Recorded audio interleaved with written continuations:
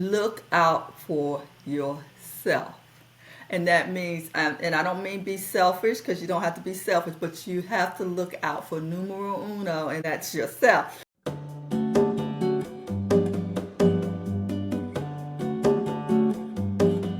Welcome to Rooted and Rising, where we focus on becoming whole through the mind, body, and spirit together. My name is Lamisa. My guest today is Regina Lewis from Brightway Planning. Hello, hello. Thank you for having me back again. Yes, it is awesome to have you back. So let's jump into why we are here today. What is a credit score and why is it important? Wow, great question. And today, the credit score is a score that ranges between 300 and 800 and 850, and it's used by lenders or potential lenders to determine an individual's credit worthiness. So on that scale, you want to be in the 620 going, depending on what you're purchasing. You want to be in the higher end of that scale. And most for mortgages, they kind of start out between 620, 660. But the higher the score is, it will be better for you, the individual, meaning you'll have a better interest rate. You won't have to pay as much back if you have a higher credit score. So that's one of the things that I work with individuals on, increasing their credit score. How is a credit score different from a credit report? Okay, so as I just stated about the credit score, that score determines your credit worthiness. Now, on your credit report, the items that you might have on your credit report contains your things that you have incurred from a debt perspective, like your mortgage, installment loans, car loans, and things like that.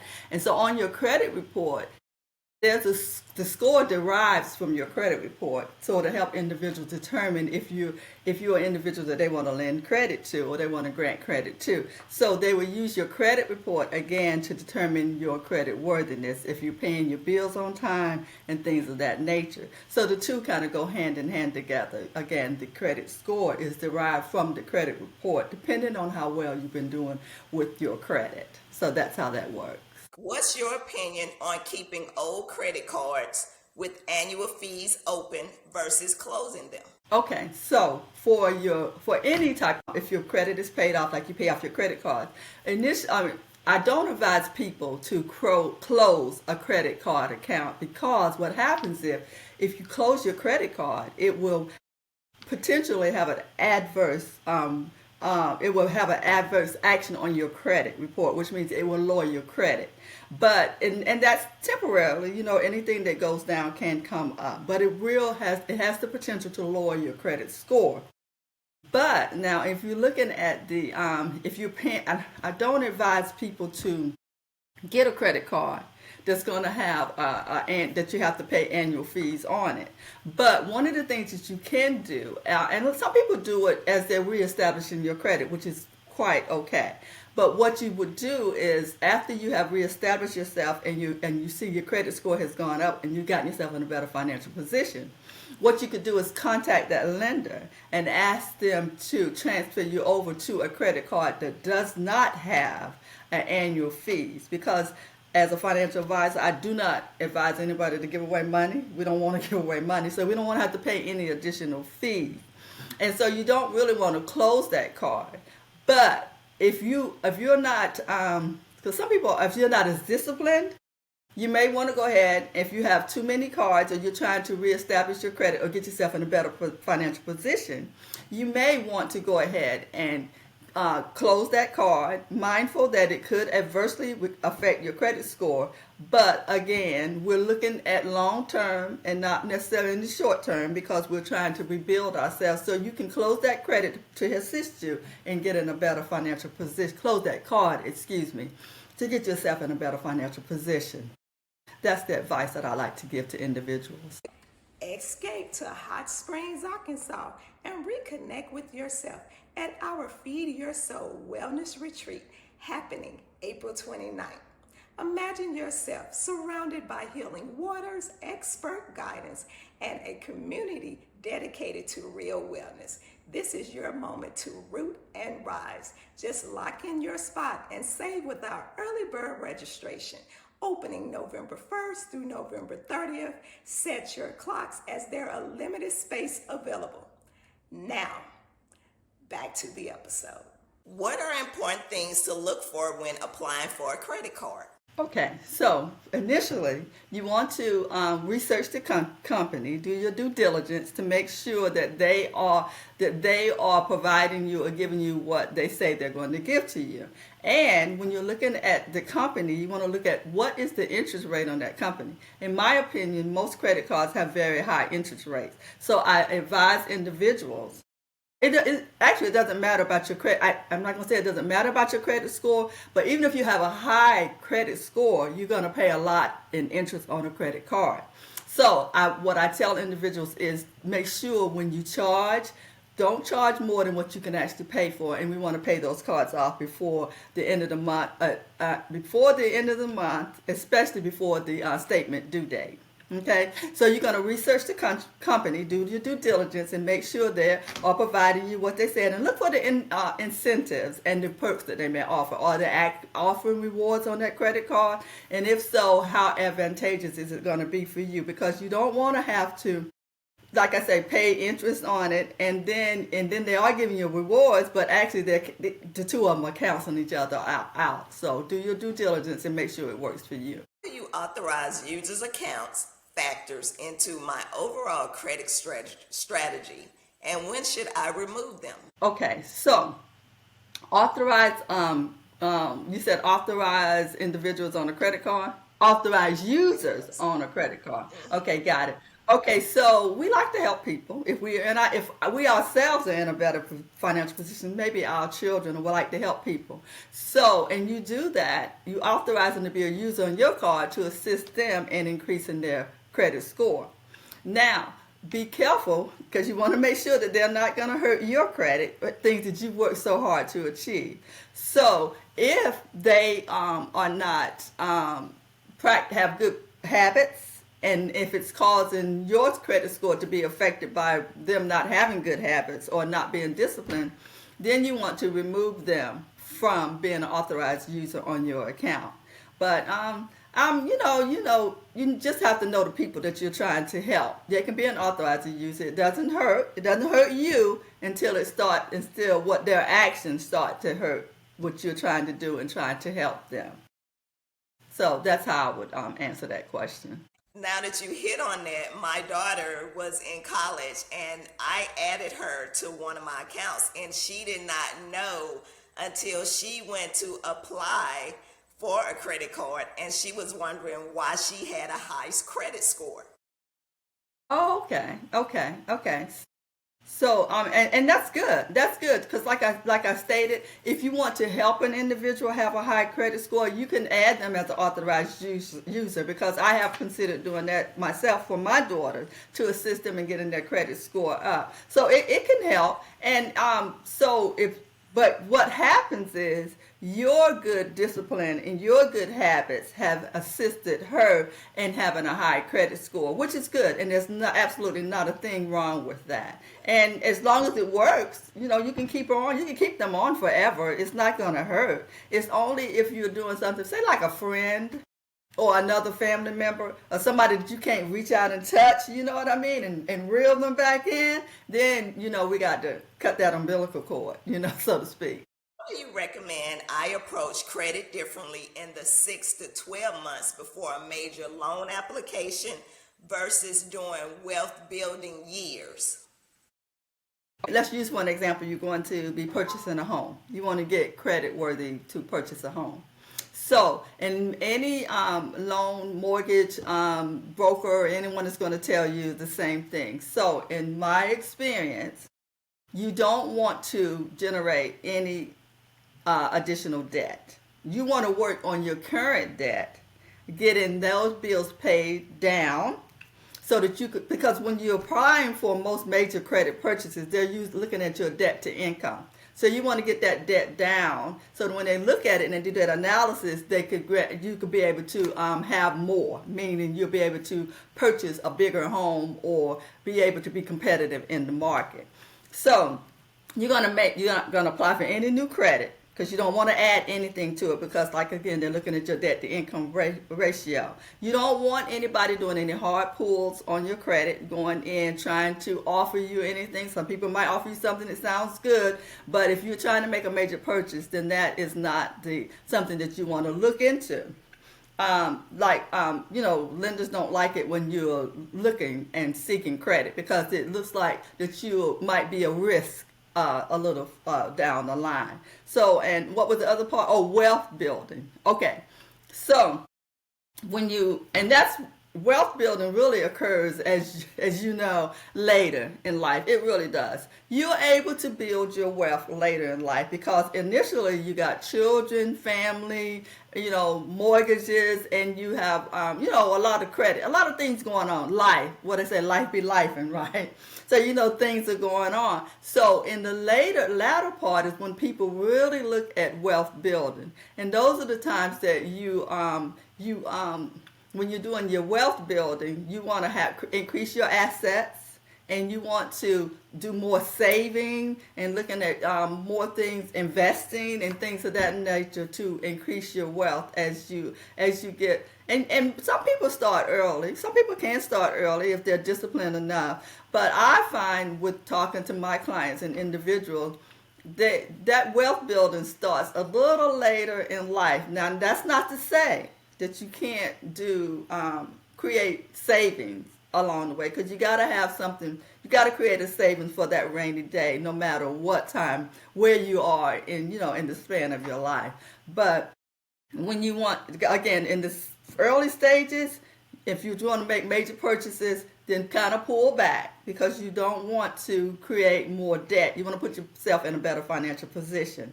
And then what I find is, once you put yourself in a better financial position as you're doing the things that I recommend to my clients, in actuality, you are building wealth, or you're definitely getting yourself in a position to increase your wealth. When you say pulling your credit, is that something like checking your credit score on Experian.com? No. And I'll tell you, no, yes and no. Okay. Because I have experience with that, because I do use Experian.com. That's what I use for my credit. You can do both on there, but if you're going to in most cases, for a fee, for an additional small fee, you can pull your credit report, which is going to show your credit history, how you're paying your bills, how much debt you have, and what you have outstanding. But I pay a little small fee additionally, so I can get my credit score, excuse me. And what I love about that is I can not only just get my credit score, I can get all three of them for that one fee. So I can get all three credit scores and all three credit reports. So if you're just looking to get a credit report, you don't have to pay that additional fee. You can get your credit report, anyway. But if you want to get your credit score, sometimes let me rephrase that. If you go to Experian.com, you can get your credit report and your credit score only for that one, for a small fee. They also will allow you to pay a little slight larger fee, and you can get all three credit bureaus' reports and scores. It's Experian, Equifax, and TransUnion. Okay, and prior to COVID, I know a lot of things happened and changed during the COVID span, but you could only pull your credit report once every 6 months. But now, and that's all three of them, and now since COVID, post-COVID, you can pull your credit report weekly from each one of those. And you go to www.annualcreditreport.com. That's the free one. Again, that's www.annualcreditreport.com. It is free, and you can get all three of your credit reports. And people used to say, when it was only 6 months, pull one every quarter. So that way, in that 6 month time frame, you can pull all three. But since that changed, you can pull them weekly. And in some cases, if you have applied for credit and you've been denied, then you can request a copy of your credit report as well.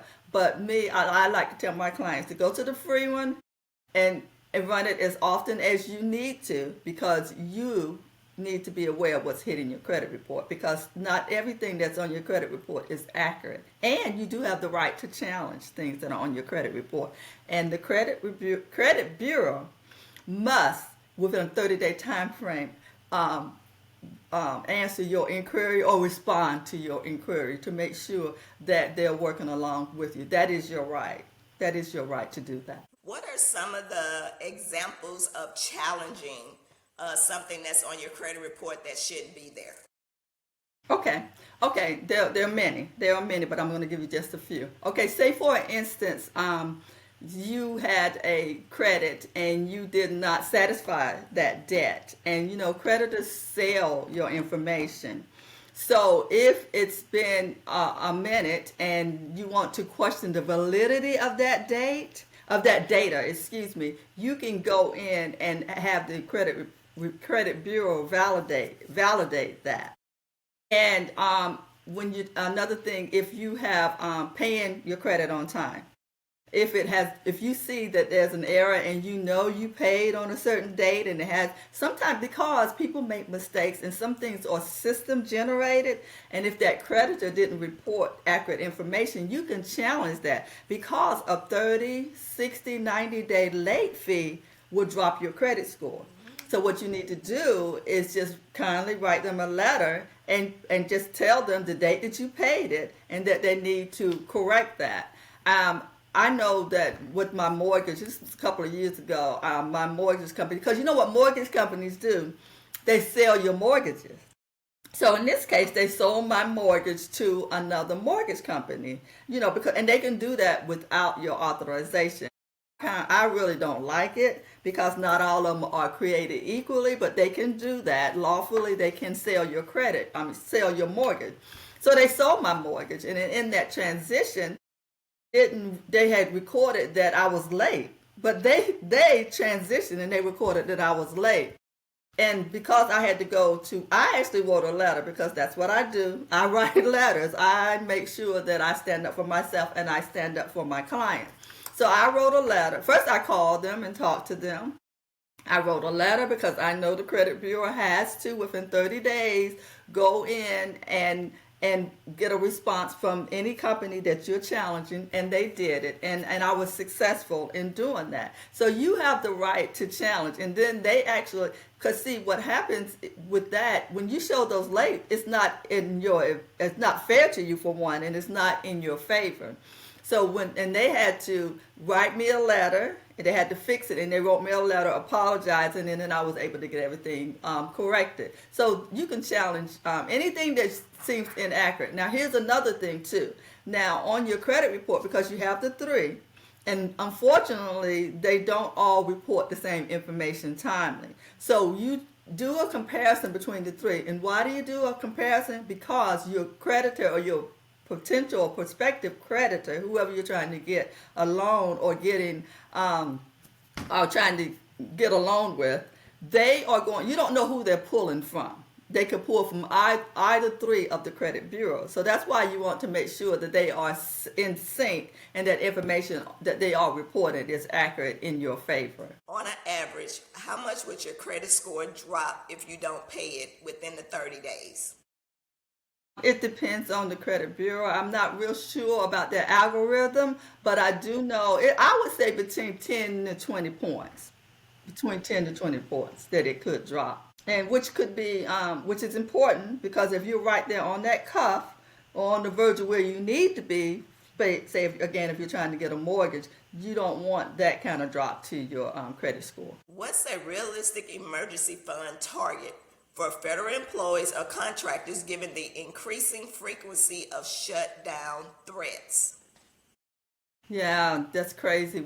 And my heart goes out to being a former federal employee, to my coworkers formerly that have to experience that. It's just crazy. So, and I've been thinking about that, and you kind of want to help them all you can if it's just information. But to answer your question, I always tell my clients, and whether you work for the federal government or not, the objective or your target is to have 3 to 6 months of your monthly expenses saved. so that when something happens, especially in this case where they went, 42, 43 days, a little over a month, and people did not get a paycheck, that would have assisted them and helped them if they had 3 to 6 months of expenses saved, so it wouldn't put them in an adverse state. And that's for people, whether they're like me, federal employee, retired, or federal employees, or if you don't work for the government. I do encourage people to have 3 to 6 months of savings to cover your monthly expenses. Feeling stuck in your wellness journey? You're not alone. That's why I created the Embodiment Collection. This collection includes 8 digital products we've created to help you embody these traits and connect with your best self. You can buy one, mix and match, or purchase the deluxe, which includes all embodiment guides. Head to LamisaWellnessCollective.com/store or click the link below to shop now. Let your wellness transformation start today. Now, back to the episode. Now, if you are a contractor, because what happens with a contractor, you're under contract. And sometimes, if during that period, the contract is not being paid, it takes a little longer for contractors to get that contract back up to speed where it needs to be so you can start getting your monthly paycheck. I think they should go anywhere from 9 to 12 months to have money saved to cover their expenses, because it does take so long.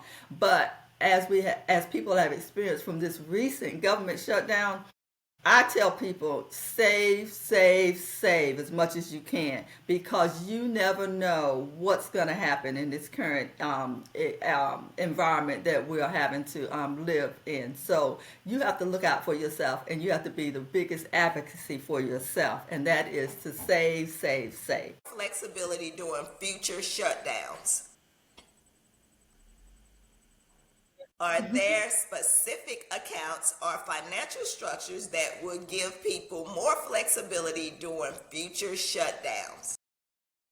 Absolutely, and a very good question, because most people, they have the regular savings account. And in this day and age, a regular savings account is just not cutting it, because for one, if you want to save money, you want to get a bigger or the best return that you can get on your funds. So I suggest people get a high yield savings account.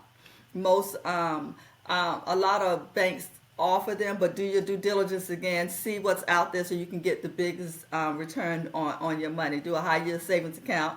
And as we talked previously on our previous session, a CD, a certificate of deposit. And I like CDs, and I do push CDs, because I think you don't want to make it easy to get your money. You can get your money with a CD, but there are penalties in getting your money. So that gives you a second thought on whether you want to do that or not. Just pull that money out. And sometimes when we have to do a little bit more, then we kind of change our mind and say we'll go another way. But the objective is to save money. So, and they have CDs out there, like we discussed last time, 6, 7, 12, 18, 24 months. They have a time frame that could accommodate any individual.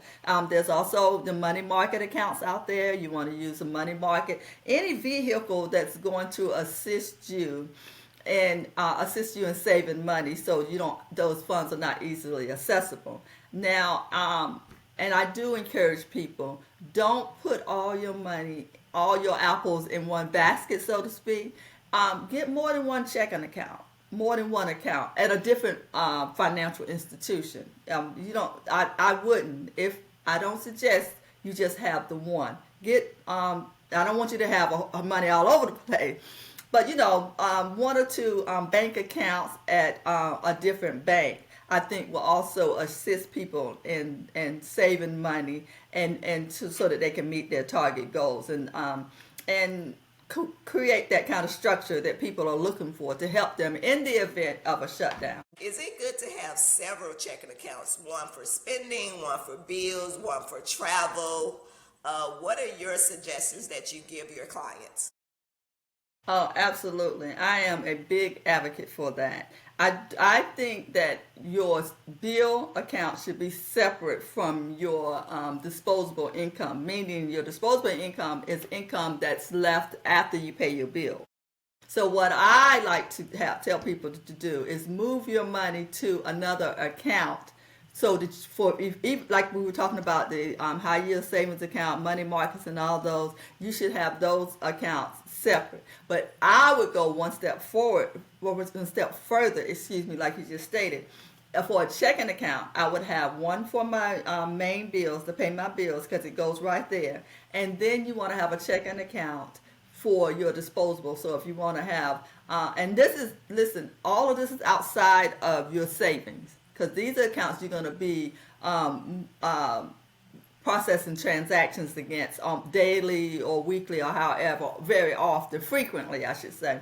But that's separate from your savings account. So yes, you should have two accounts: one for paying your bills and one for having for your disposable income. Now, here's the thing that you need to be mindful of because banks, I don't like to give away money. You're gonna hear me say that a lot. I don't like giving away my money. I don't. So some of them, when you do that, make sure, see what type of, if you have two checking accounts, some of them require you to maintain a specific amount, a balance, a monthly balance before you incur fees. A lot of credit unions don't do that. So if you can put your money in a credit union and do that, that's really good. But if you can't, and you're just using a commercial, a regular account, then you want to make sure that how much money do you have to have in that account so you don't incur fees. How can people affected by government shutdown leverage credit to position themselves for security during a shutdown or crisis?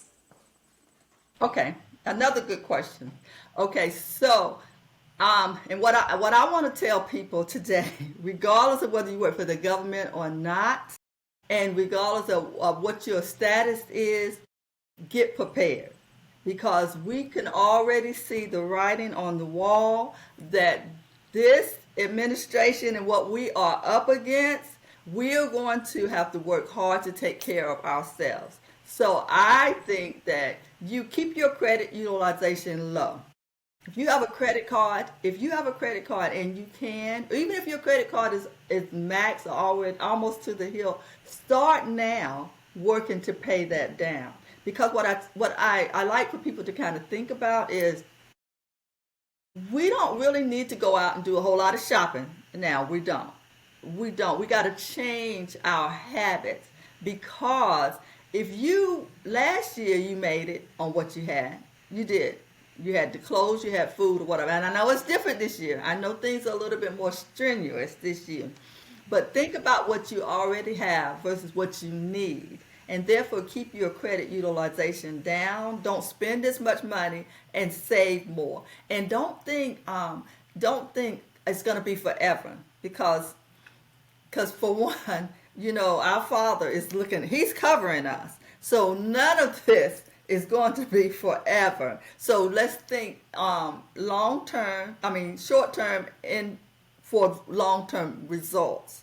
So, keep your credit utilization down and just know that you're making yourself better for the future by doing so. So, what are some suggestions you have for spending at the holidays with this economic issues that we have going on? Okay, good. And I know if you've been watching any of the Good Morning Americas to Today Show and all, they've been giving out all kind of tips that I agree 100% with. And that is don't go out buying everybody that you can think of in your family a present. For one, we can't afford to because if you're trying to do that, you put yourself in debt. So there are lots of things you can do. Really and truly, have a family gathering. Show more love. You know what I mean? And I mean, just love on each other during this time because I can't talk enough about that. We got to love on each other. Now, if you have to give a gift, there are baked goods. You can bake someone a gift. You can give somebody dinner because food. That's a source of contention nowadays. People being able to eat, cook them a meal, or you could make them something, arts and craft, if that's your area, because a lot of people really love that, and portraits. I mean, I know, you know me and my grandchildren. Give me a portrait of my grandchildren, and I'm going to be really happy. So, things that bring the family together during this time and stuff, instead of, because truly, if you think about it, all these years we go out and spend all this money for these gifts for one day, and then people you never see, you don't know if they enjoy it or whatever. I mean, it's nice and thoughtful to give a gift. I if you can, do so. But during these times, let's love on each other more. And I think that because you know, when you wrap your arms around somebody or show them love, they don't forget that. And it carries for a long time. So some of the things that are more, hands on, I think work better during this current environment instead of spending a lot of money on people. I know that's what I'm gonna do for my girls. I think it's gonna be a rude awakening this year, but I mean they think that they're grown, long grown, been grown a long time. But moms always kind of spoiled them. But I gotta back away from that. Plus, I got three grandchildren, so I'll put more attention on them than the adults. My daughter-in-law has been doing a lot of baking, and that's what she has been giving as gifts. She went to a wedding and she gave a gift as some sourdough bread to the bride's family. Yeah, great idea. People love bake. They like cookies, and you can get those little tins that don't cost a lot of money, and put your little ribbon on it, and just say, "Here from my heart." People like that. They do like that. Yeah. That's great.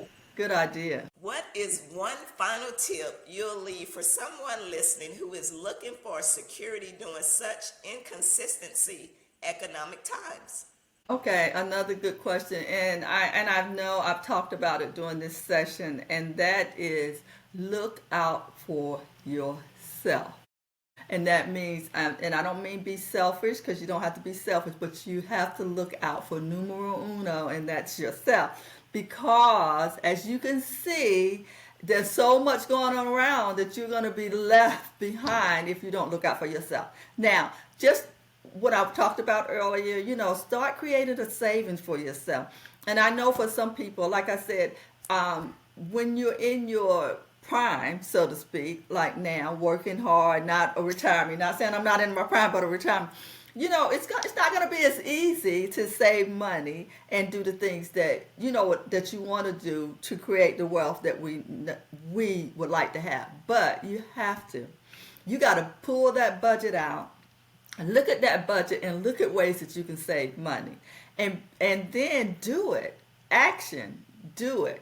That's what you need to do. Start putting a little money to the side because you got to look out for yourself. You can see the writing on the wall, and encourage your family and your friends to do the same because you won't save money then have to give it away because somebody's going to be knocking on your door. But no, I know, I'm just saying. I'll just say that to be funny. But work to put yourself in a better financial position and start saving money and paying down your debt. Look at your debt and try to pay down your debt and get yourself out of debt. Even if you think you're doing good. If you think that it's not going to happen to you, you can't think like that anymore because you don't really know. And unless you're one of the billionaires and you're hanging out with the billionaires, you got to look out for yourself. And that's the final thought that I give to everybody. Just start doing the work to get yourself in a better financial position because you're going to thank yourself in the end. In the long run, you're going to thank yourself. I hope that helps. Thank you so much, Regina, for coming on and sharing more information that we continues to need in this season that we're in. So thank you. You be blessed and have a wonderful day. Bye. You too. And thank you for having me. Thank you. Love you. Love you.